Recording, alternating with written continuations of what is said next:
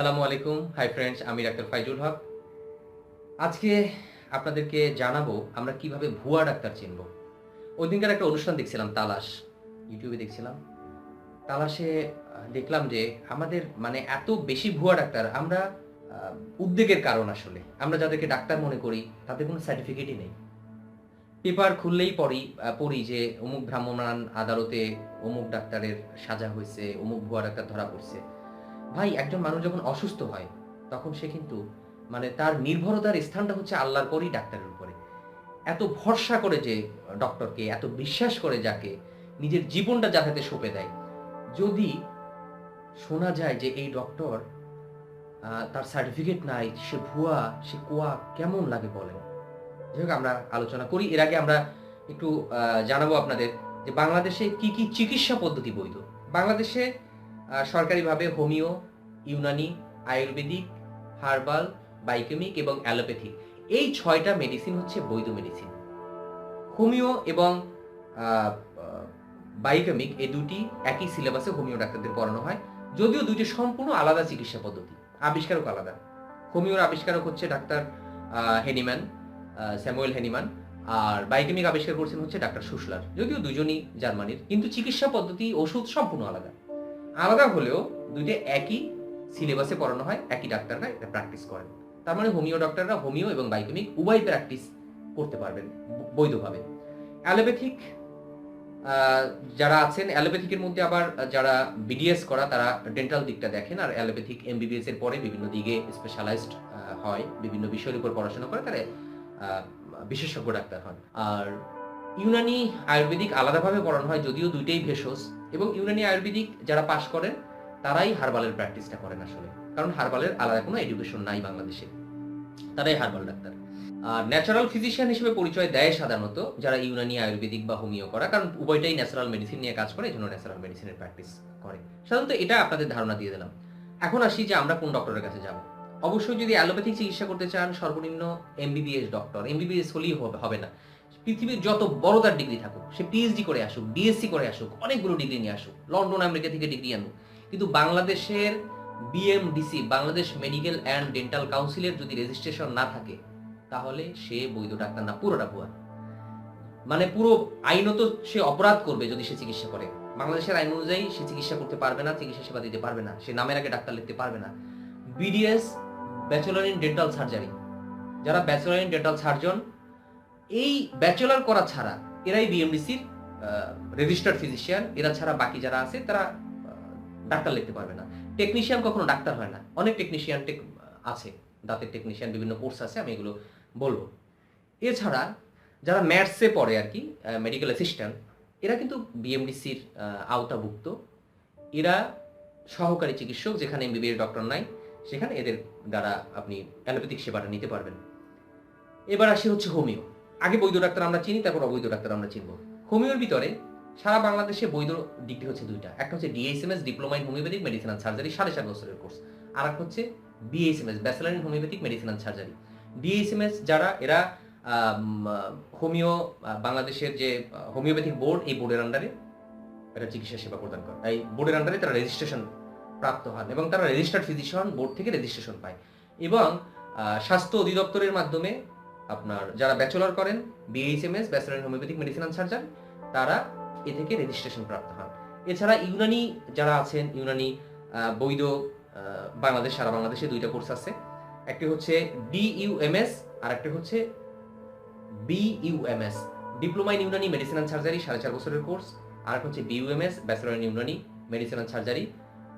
এই কোর্সটি, দুইটি কোর্সই বাংলাদেশে বৈধ কোর্স, এবং বাংলাদেশ ইউনানি আয়ুর্বেদিক বোর্ডের মাধ্যমে যারা ডিপ্লোমা, ডিইউএমএস, এরা রেজিস্ট্রেশন প্রাপ্ত হন, প্র্যাকটিস করার জন্য অনুমতি প্রাপ্ত হন, এবং যারা ব্যাচেলর করেন তারা স্বাস্থ্য অধিদপ্তরের মাধ্যমে অনুমতি প্রাপ্ত হন।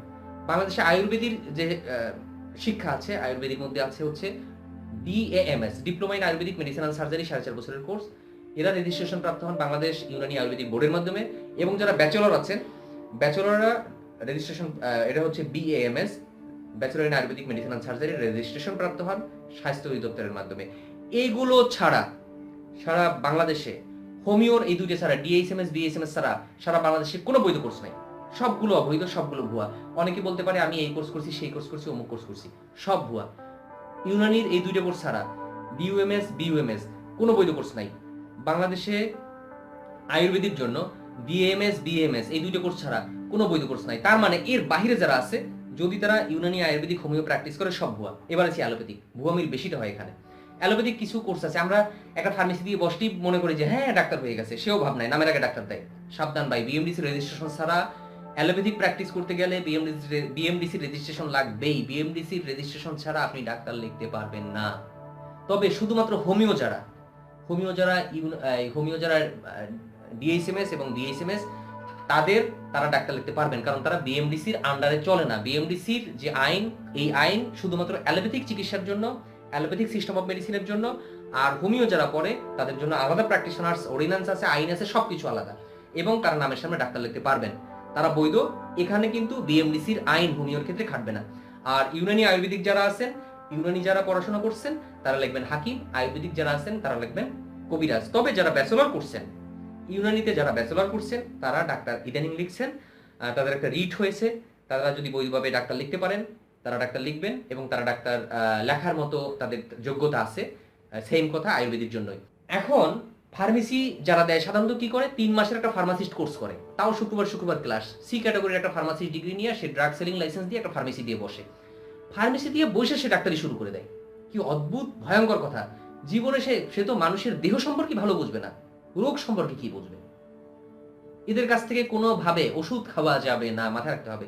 যদি নিজেকে শেষ করতে না চান, নিজেকে যদি ভালোবাসেন, কোনোভাবে কোনো ফার্মেসির দোকানদারের কাছ থেকে ওষুধ খাবেন না। যদি আপনি কিছু কোর্স আছে এলএমএফ হচ্ছে local medical assistant and family planning, 6 মাসের একটা কোর্স, টাকা দিয়ে সার্টিফিকেটটা কেনা যায়, 4-5 হাজার টাকা, 3,000 টাকা, 6,000 টাকা, যে কোনোভাবে এই সার্টিফিকেটটা ক্রয় করা যায়। ভাই এই কোর্সটা করে অনেকে ডাক্তার লিখে ফেলে। ঠিকই আছে, পল্লী চিকিৎসক অবশ্যই দরকার। গ্রামে প্রত্যন্ত অঞ্চলে যেখানে ডাক্তার নাই, কে ফার্স্ট এড করবে, কে প্রাইমারি চিকিৎসাটা করবে? অবশ্যই এলএমএফরাই করবে। ভাই নামের আগে ডাক্তার দিয়ে প্রতারণা করার কোনো যুক্তি নেই। আপনি ডাক্তার হওয়ার আপনার কোনো যোগ্যতা নাই, তো আপনি ডাক্তার কেন দেবেন? কেন বেআইনি কাজ করবেন? তার মানে এরা যদি ডাক্তার লেখে, ভুয়া। এরা পল্লী চিকিৎসক লিখতে পারে, হ্যাঁ পল্লী চিকিৎসা করতেছে, যদি সত্যি ট্রেনিং প্রাপ্ত হয়, যদি সার্টিফিকেট না কেনা থাকে, তবে এটা একটা প্রাইভেট অর্গানাইজেশন দেয়। এর চেয়ে পল্লী চিকিৎসার জন্য বাংলাদেশে 2টা কোর্স আছে।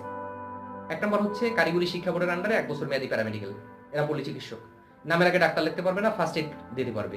আর আছে বাংলাদেশ নার্সিং কাউন্সিলের আন্ডারে কমিউনিটি প্যারামেডিক্স, এটা 2 বছরের কোর্স।